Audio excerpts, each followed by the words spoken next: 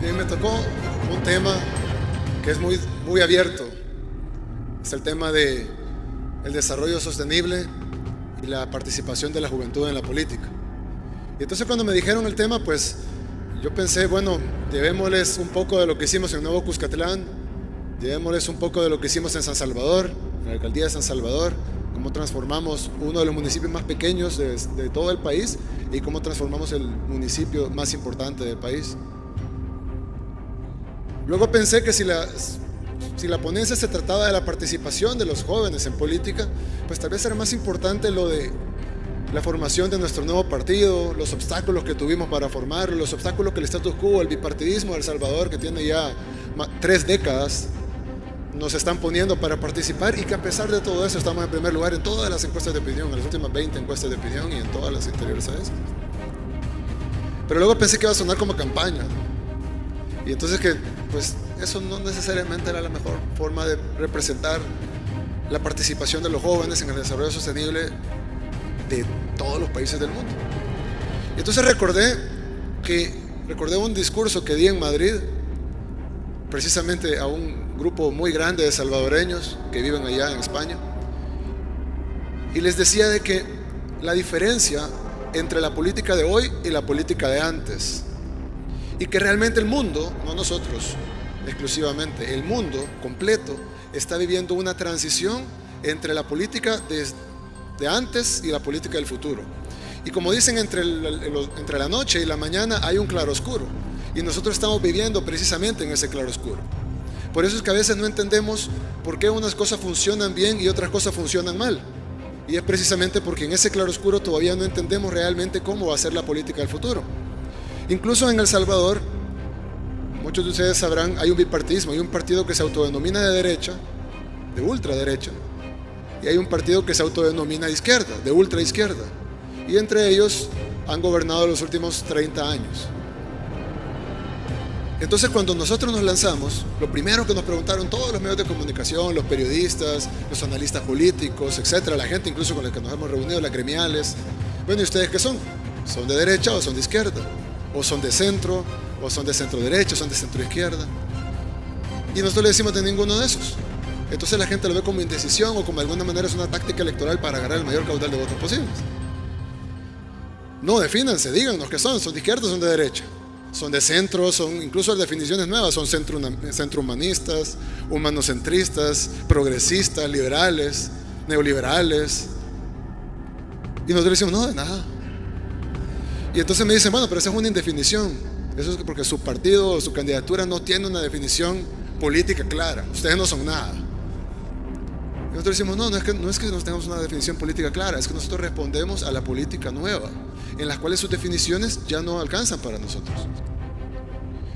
Hay personas que de alguna manera creen en sus mentes que las definiciones de la política, definiciones de izquierda y de derecha, de alguna manera siempre van a ser así, como que si no las hubiéramos creado nosotros mismos, los seres humanos. ¿Qué era Aristóteles? ¿Era de derecha o de izquierda? Le hubiéramos preguntado eso y hubiera dicho, ¿de qué me están hablando? Porque aunque algunos conceptos aristotelianos aún son válidos, la definición de izquierda y derecha no existía en ese tiempo. Si le preguntamos a Julio César o a Alejandro Magno qué política tenía, pues no era ni izquierda ni derecha. La izquierda y la derecha empezó a plantearse en la Revolución Francesa, que no tiene mucho tiempo si vemos toda la historia de la humanidad, aunque para nosotros pueden ser bastante, 200 años. Pero realmente es una definición que ya se agotó. Y no se agotó porque lo digamos nosotros o porque lo diga yo en este foro, porque bien pudiera estar diciendo una sandez. Se agotó porque si ustedes le preguntan a la población, el 70%, por lo menos en el caso de El Salvador, estoy seguro que será similar al caso de Guatemala, dicen yo no soy ni de izquierda ni de derecha. Eso no lo decimos nosotros, lo está diciendo la gente. Y luego si nos vamos a las generaciones y le preguntamos a los millennials, probablemente el 90% de los millennials, no probablemente el 90% de los millennials, les dirán que izquierda, no solo no son de izquierda o derecha, sino que para ellos eso no significa nada. Y si le preguntamos a los de la generación Z, les confieso, cuando yo ya de la generación Z ya me cuesta entenderla, pues menos. A ellos sí no les importa absolutamente nada, ni siquiera les significa algo. porque para ellos es tan arcaico el concepto de izquierda y derecha que pues ya no. Inexorablemente esos jóvenes que ahorita tienen 17, 18 años, dentro de 10, 15 años van a estar participando en política y en la empresa privada y en las gremiales, y van a ser los analistas y van a ser los economistas y van a ser los abogados de entonces. Y toda esta gente, estos analistas, estos abogados, estos políticos del futuro, se les va a preguntar qué son. Y estoy seguro que en ningún momento van a decir somos de izquierda o de derecha, porque para ellos simplemente eso ya no significa nada. Así que yo pensé, bueno, entonces ¿cómo hablar de la participación de los jóvenes? ¿Cómo explicar qué es, cuál es la diferencia entre la participación de los jóvenes para hacer un desarrollo sostenible hacia el futuro, pero no hablar de la misma política de atrás, no hablar de las obras que hicimos o de las obras que queremos hacer? Y entonces se me ocurrió presentarles algo que es un proyecto que pues no lo hemos presentado a nadie, ni siquiera está completo. Es más, ni siquiera lo hemos presentado en El Salvador, ni pensábamos presentarlo aún. De hecho, estábamos esperando a ganar la presidencia para presentarlo. Pero pensé que servía, aunque aún es un protoproyecto, porque ni siquiera es un proyecto terminado, pero pensé que servía para ejemplificar un poco cómo los jóvenes, y los más jóvenes que nosotros, más todavía, van a ver el futuro. Y ya que estamos en un foro regional, aunque sé que abarca mucho más que Centroamérica, yo quería presentarles una propuesta. ¿Se me pueden poner por ahí?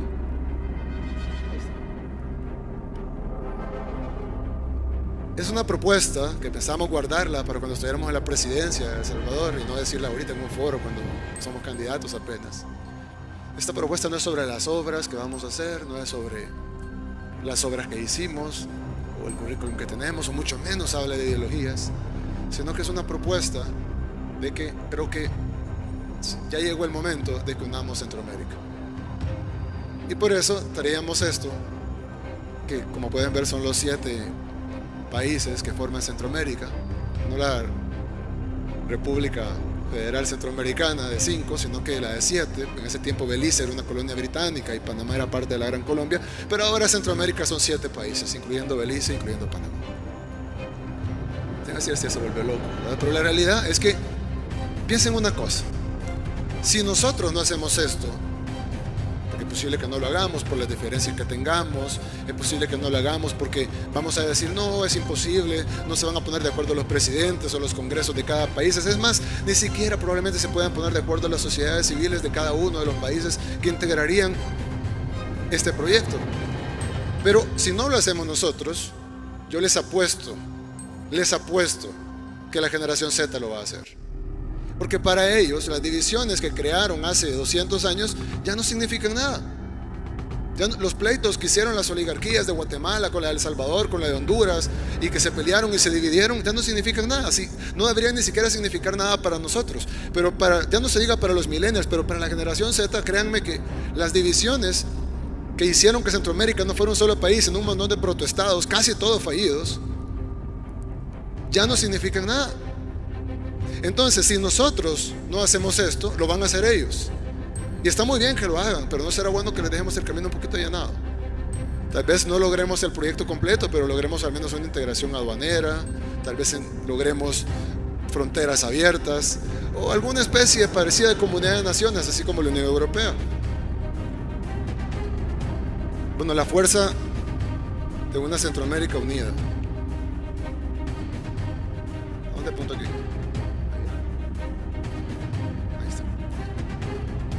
Si uniéramos Centroamérica, tuviéramos un país de 560,000 kilómetros cuadrados. No es mucho, la verdad. Es solo el 1% del territorio mundial. Es el 1%. Eso es un wallpaper de alguien.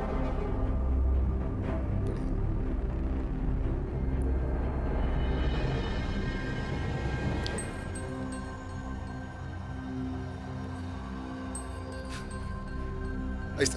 Es el 1% del planeta.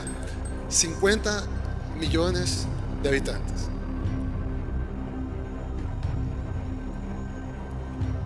Tenemos todo el monopolio del acceso del Océano Atlántico al Pacífico y viceversa.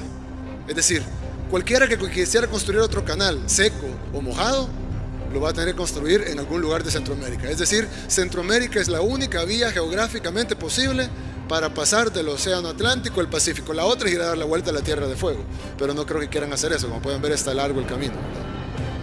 Entonces, básicamente, la posición geográfica es única en el mundo en comparación a todas las posiciones geográficas.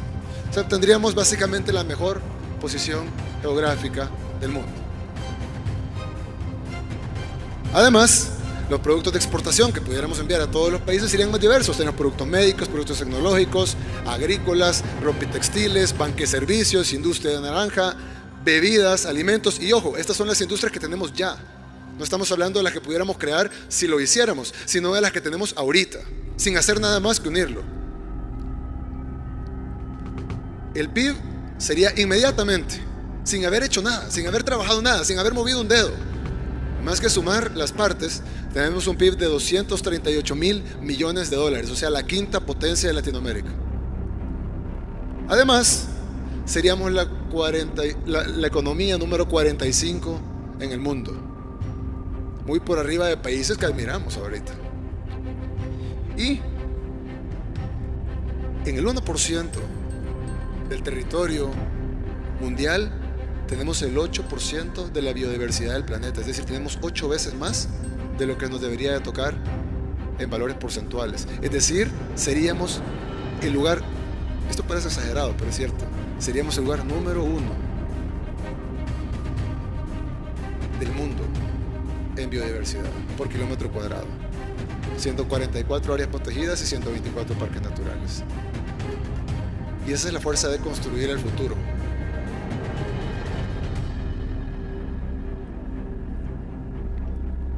Y si luego, teniendo ese poder, pudiéramos invertir en lo que nos hace falta, en lo que realmente toca el corazón, la mente y el estómago de todos, de nuestros jóvenes, de nuestras mujeres, de nuestros niños, de nuestras comunidades, de todos, de nuestros adultos mayores, y pudiéramos invertir en educación, en seguridad, pudiéramos invertir en transporte y logística, en negocios, en turismo, tuviéramos las ruinas de Guatemala, las playas de El Salvador, los bosques de Costa Rica, los lagos de Nicaragua, las islas de Honduras, el canal de Panamá, en una sola nación.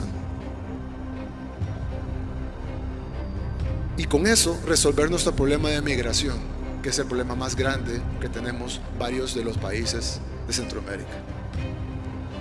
Y entonces a mucha gente le interesaría invertir en un proyecto como este. Uno de nuestros mayores socios serían los Estados Unidos, porque uno de los problemas que ellos tienen más grande es la migración de centroamericanos hacia allá. Pero si tuviéramos una nación fuerte, más fuerte de lo que nos imaginamos, entonces pudiéramos evitar la migración y la fuga de nuestra riqueza más grande, que es nuestra gente. Incluso, ya tocando proyectos específicos, los nombres son irrelevantes. Eso es un ejemplo de un nombre, como las oficinas regionales centroamericanas, para poder tener una atención directa a todos los centroamericanos, desde la punta de Guatemala hasta la punta de Panamá, en iniciativas de inversión, en oportunidades de estudio, especialidades. Tal vez la oportunidad de estudio esté en Nicaragua, tal vez no esté en El Salvador, o tal vez esté en Honduras, tal vez no esté en Nicaragua. Residencias temporales o permanentes, de repente yo tengo que ir a vivir a Costa Rica porque quiero estudiar allá. Voluntariados y ayuda, de repente la gente que vive, si queremos ayudar a las zonas indígenas de Guatemala, las podemos ayudar, pero no solo desde Guatemala, sino que podemos hacer contingentes de voluntarios desde Panamá, desde Costa Rica, desde Nicaragua, desde Honduras, desde El Salvador y desde el mismo Guatemala y desde Belice, y entre todos poder apoyarlo. Si quisiéramos, y gracias a una pausa en la presentación, si quisiéramos combatir el narcotráfico, no tuviéramos que combatirlo, el narcotráfico de Guatemala, con la policía de Guatemala, sino que tuviéramos la policía de Panamá, la policía de Costa Rica, la policía de Nicaragua, la policía de Honduras, la policía de Guatemala, la policía de El Salvador, la policía de Belice, los ejércitos de todos los países, más de 500,000 de efectivos para combatir el mismo narcotráfico que tenemos ahorita. Pudiéramos ver el turismo, los negocios, el comercio, los servicios, las innovaciones. Si una innovación que se descubre en Nicaragua, inmediatamente sería una innovación de la nación centroamericana. El emprendedurismo, el coworking regional.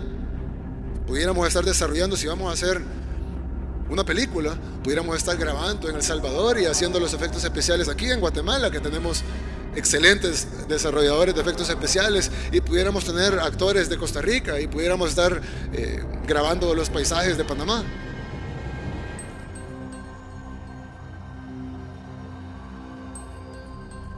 Solo en educación. Ahorita los sistemas educativos de nuestros países ya son obsoletos. Todos los sistemas educativos de nuestro país son obsoletos. Le estamos enseñando a nuestros jóvenes, al bono demográfico, a nuestro bono demográfico, nuestra mayor riqueza. Ya quisieran los europeos tener la cantidad de jóvenes que tenemos nosotros. El problema de los países desarrollados es que para mantener a su población mayor necesitan jóvenes que estén trabajando. Porque los gobiernos ya se gastaron los ahorros de pensiones. Casi todos los gobiernos, todos los gobiernos del mundo se han gastado los ahorros de pensiones. Entonces, para mantener a su población mayor, necesitan jóvenes, los cuales puedan producir para mantener a su población mayor. Ellos están dando bonos ahorita a las familias para que tengan hijos. Y nosotros en nuestros países tenemos tasas de natalidad increíbles y generalmente le asociamos a algo negativo. Y decimos, ¿por qué las tasas de natalidad son tan grandes? Claro, son negativas si no las aprovechamos, pero son súper positivas si las aprovecharíamos. Es más, invirtiendo en primera infancia, pudiéramos convertir nuestros déficits en superávits. Me decía alguien de la UNICEF que nosotros debemos de ser los intermediarios para que nuestros niños puedan prestar dinero. Y le decía, ¿cómo es eso? ¿Cómo que los niños nosotros vamos a ser los intermediarios para que los niños presten dinero? Sí, me dice, porque todos los préstamos que nosotros estamos haciendo ahorita, lo van a pagar nuestros niños. No lo vamos a pagar nosotros. Nosotros prestamos ahorita 20 años y lo van a pagar nuestros niños. Entonces, si ellos van a pagar la deuda, pues no sería lo justo que el dinero fuera invertido en ellos entonces. Es decir, que ellos nos sirvieran de alguna manera, que nosotros sirviéramos de alguna manera como intermediarios entre los bancos y los niños para nosotros poder prestar dinero en nombre de ellos, invertirlo en ellos ahorita, en primera infancia, ahorita que tienen 3 meses, tienen 1 año, para poder invertir masivamente en educación, y cuando ellos tengan 18, 19, 20, 25 años, ellos van a poder sentir los frutos de la inversión que hicieron con el préstamo que ellos van a tener que pagar de todos modos. Pero la diferencia es que ahorita estamos prestando para que ellos paguen, pero lo estamos prestando para que nosotros gastemos. Es un poco injusto, ¿no? Lo correcto es que si ellos van a pagar los créditos, que por lo menos entonces los créditos sirvan para ellos. Y uno de esos es inversión masiva en educación. Por lo tanto, nuestro bono demográfico, para decirlo en centroamericano, ese montón de jóvenes y niños que tenemos, que no lo tiene Europa, no lo tiene Estados Unidos, no lo tiene Japón, no lo tiene ningún país desarrollado. Si nosotros le invertimos cantidades nunca antes vistas en educación, vamos a tener la próxima generación. Nos convertiríamos en una potencia mundial. Porque no solo seríamos un país de 50 millones de habitantes, con el 8% de la biodiversidad del mundo en solo el 1% del territorio, no solo con un PIB de 200 y pico mil millones de dólares, no solo con el canal de Panamá y con toda la riqueza y biodiversidad y los negocios y los puertos y los aeropuertos, sino que además tendríamos ese bono demográfico, eso en buen centroamericano, ese montón de niños y jóvenes con la mejor educación del mundo. Y ahora ustedes saben, lo estamos viendo aquí, ahora hay más gente conectada viendo esto que la gente que está aquí presente. Ahora con una tablet, los niños en una escuela pueden estar recibiendo clases del mejor profesor de habla hispana del mundo en ese tema. ¿Y cuánto nos costaría eso? Unas tablets y una conexión de internet de banda ancha. Pudiéramos tener, y estoy seguro que muchos de esos maestros, los mejores del mundo en todos esos temas, lo harían de gratis. Y si nos toca pagarle, pues les pagamos. Pero estoy seguro que la gran mayoría lo haría de gratis, solo por participar en un proyecto de verdad, en un proyecto que pudiera ser replicado en otras zonas del mundo, porque yo estoy seguro que si nosotros decidimos hacer esto, la mayoría de regiones del mundo van a empezar a ver cuáles son sus potenciales. Y si no lo hacemos nosotros, pues lo van a hacer ellos primero. Y nosotros vamos a ir atrás en la cola. Cuando Thomas Alva Edison llegó a presentar su patente del bombillo, hay discusión sobre la presentó un día antes, un día después que el que llegó a presentar la patente del bombillo. Las cosas cuando llegan los tiempos suceden, lo haga uno o no lo haga uno. La pregunta es, ¿lo vamos a hacer nosotros o nos vamos a quedar viendo cómo lo hacen otros? Y luego, como siempre, a tratar de copiar 20 años después lo que otros hicieron y tratar de emularlo más o menos, porque no hay voluntad política y porque la corrupción y porque las élites enquistadas en los poderes fácticos de nuestros países pues tratan de evitar que realmente nos desarrollemos.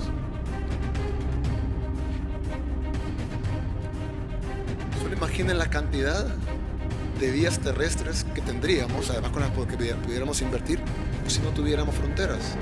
Pudiéramos tener una calle que fuera directamente de Tegucigalpa a San José, o de Panamá a San Salvador, o de Guatemala a Managua, directo, sin pasar por ninguna frontera, en una autopista. Es más, no tuviera, si hay un bosque en medio, pues hacemos un highway. Tuviéramos todas las ciudades de Centroamérica conectadas y además conectadas con las ciudades de cada uno de los ahora países de Centroamérica. Y no solo las vías terrestres, sino un tren. Pues llamamos al tren de la costa, llámalo como quieran. Un tren que no solo sería el tren regional de pasajeros, también sería un tren de carga, un tren de transporte de productos para el mercado interno, para llevarlo a los puertos, para llevarlo a aprovechar los TLCs que tenemos, que están siendo aprovechados en algunos casos en un 8%, en otros casos son aprovechados en un 12%, en los mejores casos son aprovechados en un 15 o 18%. ¿Por qué no estamos aprovechando el 80% de los TLCs? Y digo 80 porque la perfección es imposible, pero ¿por qué no estamos aprovechando los TLCs? Pero claro, construir un tren ahorita de esa forma que está ahí, que obviamente es un trazo simbólico, pero construir un tren de esa forma que está ahí sería básicamente imposible. Porque solo poner de acuerdo El Salvador con Guatemala ya hay un gran problema. Y luego ponerlo de acuerdo con Honduras, pues ya hay otro gran problema. Ya no sería con Nicaragua, más con la convulsión social y política que hay ahorita ahí. Y luego hay que hablar con Costa Rica, y luego hay que hablar con Panamá. Y luego empezamos a discutir qué más tiene economía y cuál tiene el índice de desarrollo humano más alto. Y empezamos a discutir las diferencias que tenemos en vez de ver qué es lo que nos une, que es el 95% de las cosas. Y entonces no podemos hacer un megaproyecto como un tren que vaya por todo Centroamérica, porque no nos podemos poner de acuerdo, pero no necesitaríamos ponernos de acuerdo si fuéramos el mismo país. Es más, el canal seco, que sería una competencia al canal de Panamá, pues ambos serían manejados por nosotros. Si quiere pasar por tierra, si quiere pasar por agua, pues tiene que pasar por Centroamérica. Solo los puertos, los grandes, ahí falta uno, el puerto de Cutuco, que todavía no lo hemos logrado arrancar en El Salvador después de 10 años. Parte también de la corrupción, de la desidia y de las élites en que están en el poder, que lo que menos les interesa es el desarrollo de nuestros países. Pero solo en puertos pudiéramos modernizar la pesca regional, equiparla, tener capacitaciones, tener centrales de abasto y refrigeración, comercialización de los productos a nivel centroamericano. Tuviéramos puertos para cruceros, hubiera una explosión turística en todo el mercado centroamericano. Pudiéramos tener puertos con seguridad militar regional para evitar el narcotráfico, para evitar los submarinos que pasan, los narcotraficantes o las lanchas rápidas, porque pudiéramos controlarlo todo desde todos los puntos, con comunicación inmediata. Tuviéramos zonas libres. Y al final, ese solo es el área de transporte y logística.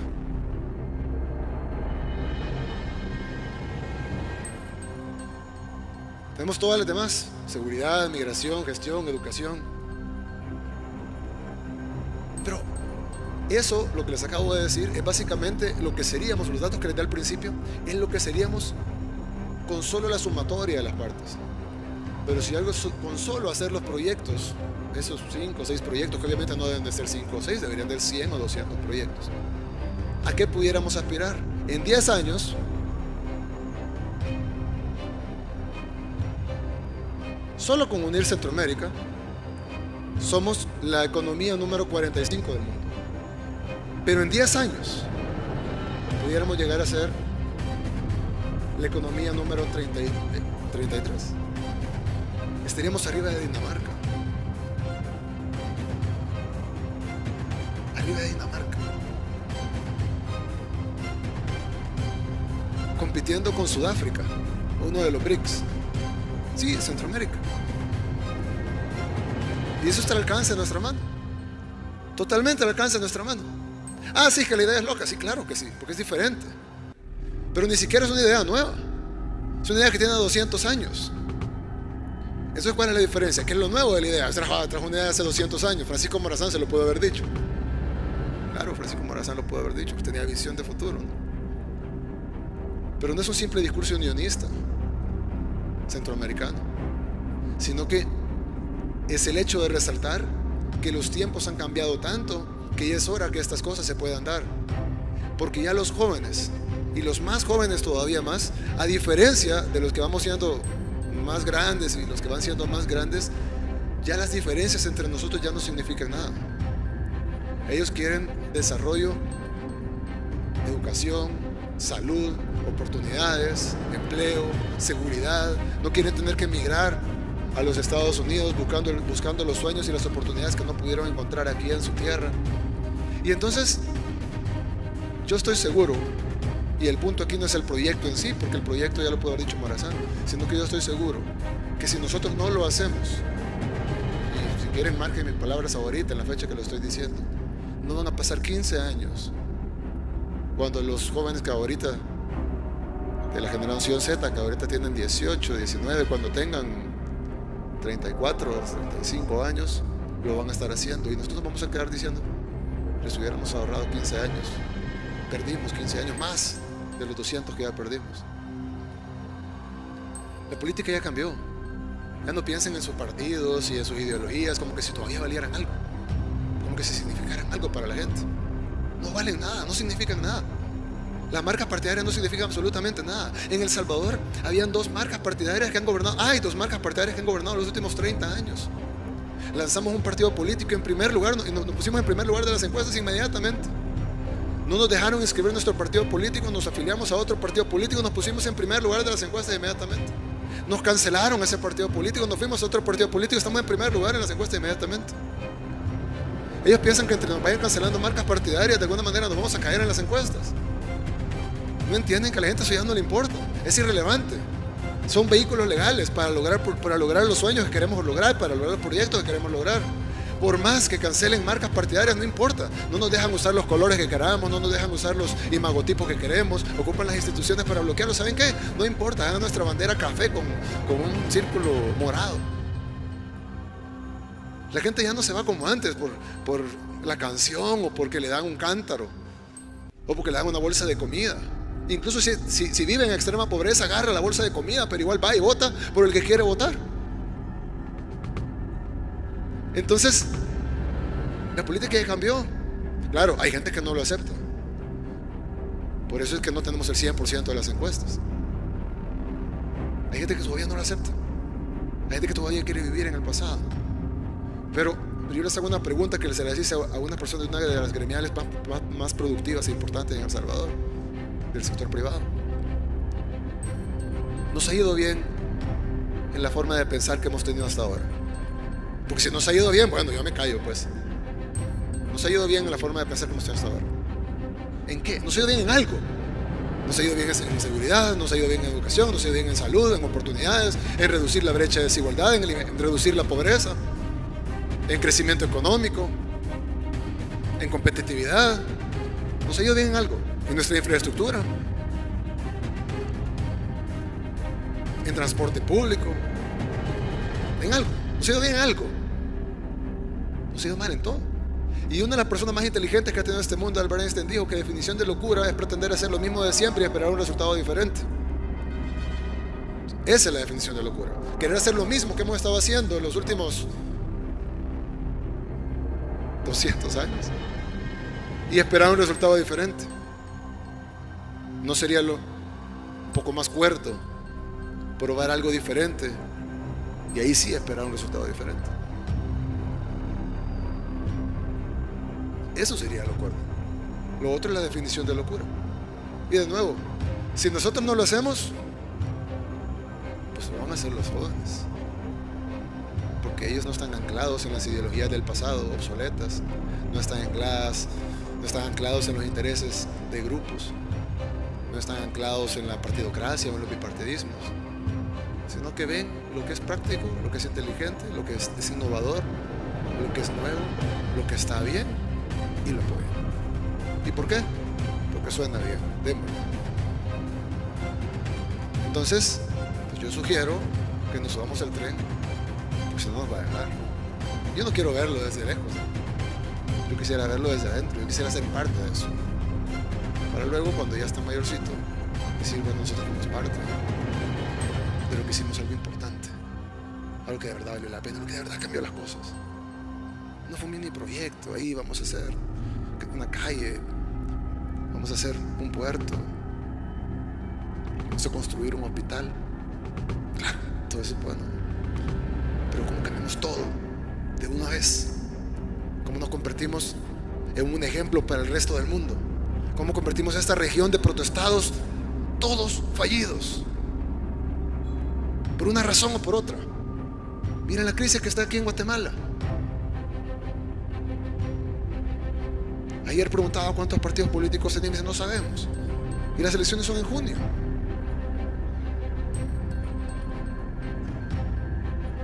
¿Dónde están los expresidentes de su país? En la cárcel. ¿Saben dónde están los del medio? En la cárcel. Y eso que no tenemos el mejor combate al crimen que podemos tener. ¿Cómo se continuar eso? Albert Einstein decía que era la definición de locura. ¿Somos locos? Es hora de cambiarlo, ¿no? Despojémonos de nuestras ideologías obsoletas que ya pasaron, ya tuvieron su tiempo, en algún momento debieron haber servido para algo. Despojémonos de eso. Despojémonos de esos partidismos absurdos. Despojémonos de nuestras divisiones por nuestras diferencias que son mínimas, por Dios. Que tenemos acentos diferentes, pero si en un mismo país hay acentos diferentes. Lo que nos une es muchísimo más que lo que nos separa. Y les traigo este proyecto primero para plantar la semilla en todos ustedes, porque sé que hay mucha gente importante que se puede llevar esa semilla para sus diferentes ámbitos de acción, pero además para demostrarles de que la mejor forma de llamar a la juventud a participar no es decirle, jóvenes, vengan, participen en esta política corrupta, horrible, que a ustedes les da asco y que no quieren ver, vengan y súmense a la pudrición, sino que es hacer proyectos nuevos y decirle a los jóvenes, sean ustedes los protagonistas de un nuevo ejemplo para todo el mundo. Muchas gracias.